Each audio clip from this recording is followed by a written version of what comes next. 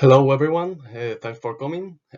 I'm Carlos Manso and I'm going to present my demo paper, Scalable for Cloud-native Transport SDN controller using Gmpi and machine learning techniques for quality of transmission and estimation. Let's start with the motivation for this paper. Guaranteeing a good quality of transmission is very necessary in optical networks to maintain the good connectivity service, to avoid degradation and make possible to keep up with the service level agreement. Secondly, you usually have to choose between two different ways of doing it using precise and approximate methods. In precise methods, they have a very high accuracy, but they are complex because they need to take into account a lot of the physical impairments in optical transmissions. So they use a lot of computational power. On the other hand, approximate methods, they don't have that much good accuracy, but they are simple and they are lower in computational cost. But they don't have a very good accuracy. The third motivation is that the scalability needed to meet the cloud requirements for SDN controllers, because in centralized SDN controllers, you have to control very different network domains, and that means a lot of high use of resources that the SDN controller needs to support. Okay, one of the approximate methods is GNPy. We are going to use. It's an open source library developed by the Telecom Infra project. It's used for route planning and optimization, and it's based on the Gaussian noise model, which is an approximate method for calculating the bit error rate on optical networks.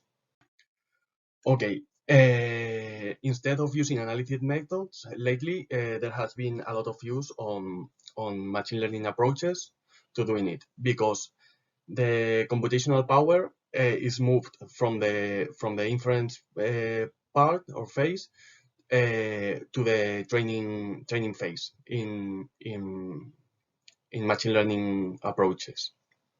So it's much faster in the inference phase.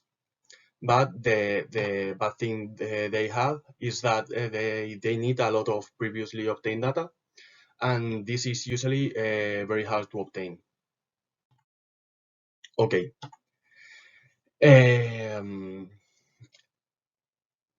Our SDN controller will be based on a microservice architecture.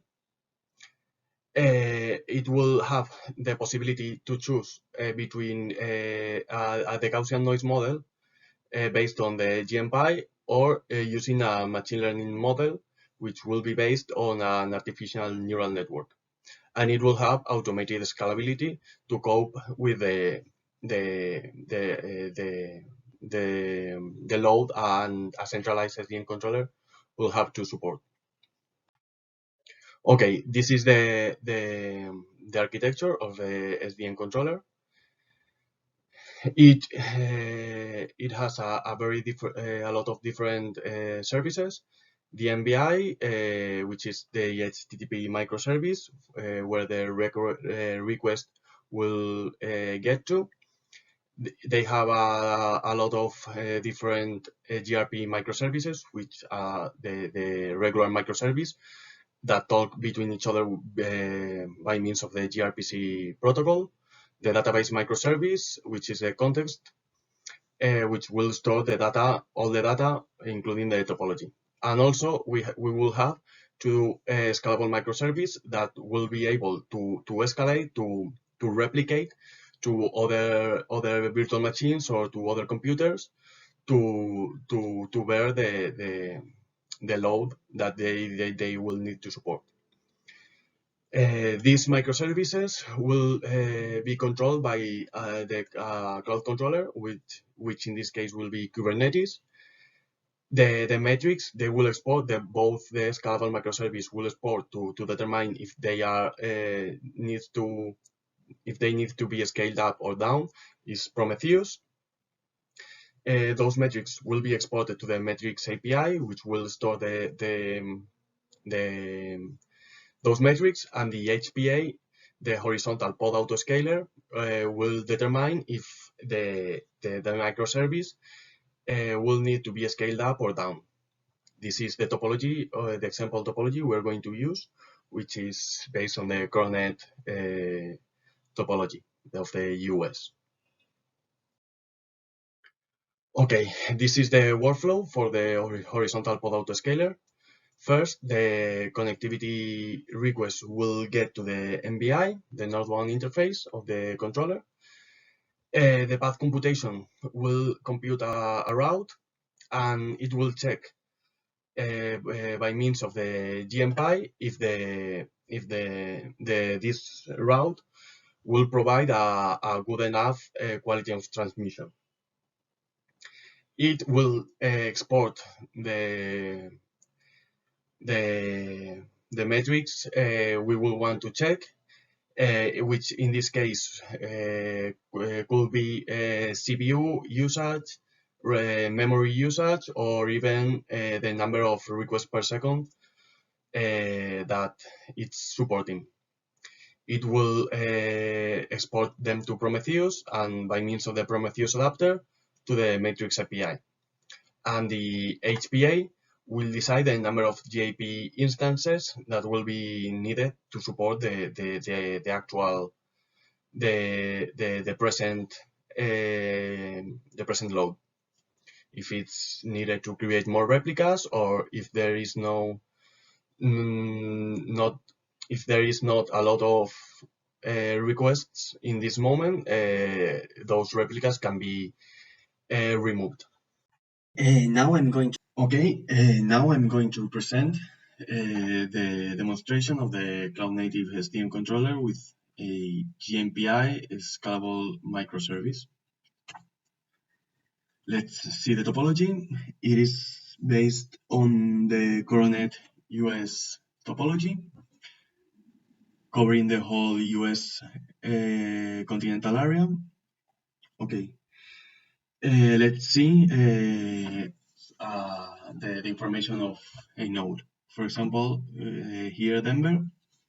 This is a tool to show the JSON the controller exports in a pretty way.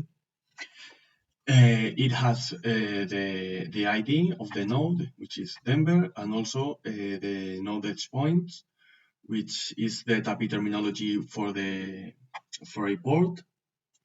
It has the different ports, each with the ID and the available spectrum or occupied, but in this case it's free. So we can see the available spectrum with the upper and lower bounds in gigahertz. The links on the other example, they just have the ports they serve. For example, here from the node Denver to the port that goes to Omaha, and on the other hand, the node Omaha that goes to Denver. Okay, let's create an example connectivity service. We will choose 2 adjacent nodes for simplicity. For example, here from Denver to Omaha. Okay, let's create the connectivity service from we said Denver to Omaha. Okay, we will choose some unidirectional service. Let's create it. Okay, it went okay. Let's check it. Okay, from Denver to Omaha, and the connectivity service created a connection to serve it. Let's check that connection. Okay, it goes from the input node edge point of Denver. It reserves the 50 gigahertz. Then it goes to the port of Omaha. If the node, the node from Denver that goes to Omaha, and then finally the output port of Omaha. We can see here, for example, that this is the topology, the controller exports. If we look for Omaha, we should see the that it should show, yeah, here on the occupied spectrum on the output port, and it should look the same on Denver on the ports that the connection goes through, which is the Omaha and the input port as well, as we can see here. Okay, we can close this and we can remove the connectivity service.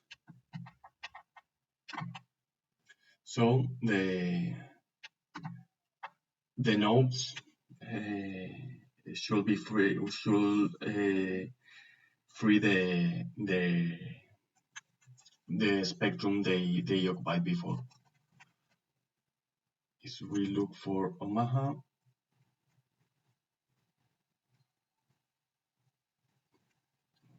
it's hard to see. Okay, here. No, this is the node Denver, the port that goes to Omaha. That's where that was reserved before, and now the occupied spectrum slot it's free, and it only shows the whole available spectrum. Okay, and now the key point of the demonstration is the way it can escalate the service with higher loads. So we're going to start to generate a higher load. We'll choose, for example, an interarrival time and a holding time of 3 seconds for an error log of 1, and we will create 50 connections. Let's start. Now the Prometheus, which is this is the graphical tool, will start showing this was the connectivity service we requested before at this timestamp, and then we will start to see how that service start serving a lot more of requests. We execute again. Yeah, it's the load is starting to go higher. Okay, we will check the HPA, which is the control loop that scales the number of pods based on some metrics that is comes served by the Prometheus monitoring system. Okay, here we choose the metric for the scaling of the pods is the number of requests per second that the Gmpi microservice is serving. Right now, for example, we have 0.262 requests per second with a target value, the load per pod or per container that we want to get at maximum, which is 0.2. The minimum replicas. We will start with 1 container or pod and a maximum of 2. Right now, with this metric we are receiving, there is one current pod, but two are desired because the present value is higher than the target value. If we check it again, yeah, it went higher. Four pods are deployed with 7 desired because even the load is getting higher. So if we check on Prometheus, yeah, we can see here the 4 replicas, and at first we can see that the starting rep pod is getting all the load, and when the other replicas went active, they also start getting the load and start serving the requests.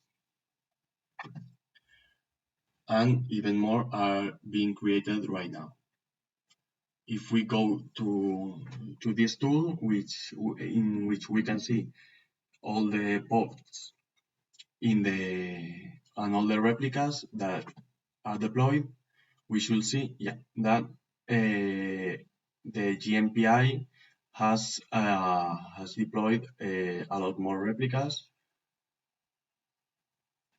and if we go to Prometheus again, it finished serving the 50 connections, and all the replicas with all the replicas deployed, and that helped serving the requests. So, as we saw, the conclusions are that we were able to export custom metrics, not only the ones by default, such as the request per second received by the Gmpi microservice. And it's easy to scale between different metrics, and it could be done on many others. And we have the ability that a microservice architecture give to us to use between different methods easily. And it will be easier to add many others, or even other machine learning algorithms. So we can choose between the both in whatever moment we want. So thank you very much for attending. I hope you all enjoyed it, and don't hesitate to contact me to this email if you have any doubt or want to know more. Thank you.